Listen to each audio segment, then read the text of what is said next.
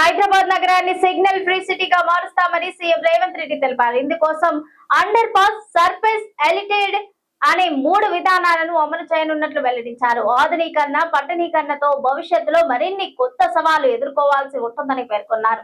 హైదరాబాద్ లోని సచివాలయంలో నిర్వహించిన పార్లమెంటరీ స్టాండింగ్ కమిటీ సమావేశంలో గృహ నిర్మాణ, పట్టణ వ్యవహారాలపై చర్చించారు. ఈ సందర్భంగా అధికారులు కమిటీకి పలు అంశాలను వివరించారు. హైదరాబాద్ నగరాన్ని సిగ్నల్ ఫ్రీ సిటీగా మారుస్తామని సీఎం రేవంత్ రెడ్డి తెలిపారు. ఇందుకోసం అండర్ పాస్, సర్వీస్, ఎలివేటెడ్ అనే 3 విధానాలను అమలు చేయనున్నట్లు వెల్లడించారు. ఆధునీకరణ, పట్టణీకరణతో భవిష్యత్తులో మరిన్ని కొత్త సవాళ్లు ఎదుర్కోవాల్సి ఉంటుందని పేర్కొన్నారు. హైదరాబాద్ లోని సచివాలయంలో నిర్వహించిన పార్లమెంటరీ స్టాండింగ్ కమిటీ సమావేశంలో గృహ నిర్మాణం, పట్టణ వ్యవహారాలపై చర్చించారు.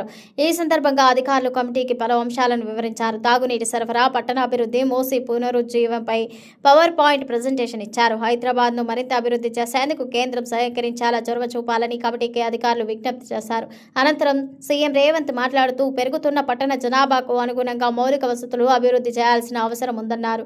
రోడ్ల విస్తరణ, రవాణా వ్యవస్థను అభివృద్ధి చేయాల్సి ఉందని 3 భాగాలుగా రాష్ట్రాన్ని అభివృద్ధి చేస్తున్నట్లు వివరించారు. సమావేశంలో committee chairman Magunta Srinivasulu Reddy, MP Chamala, CS, కేంద్ర రాష్ట్ర ప్రభుత్వ అధికారులు పాల్గొన్నారు.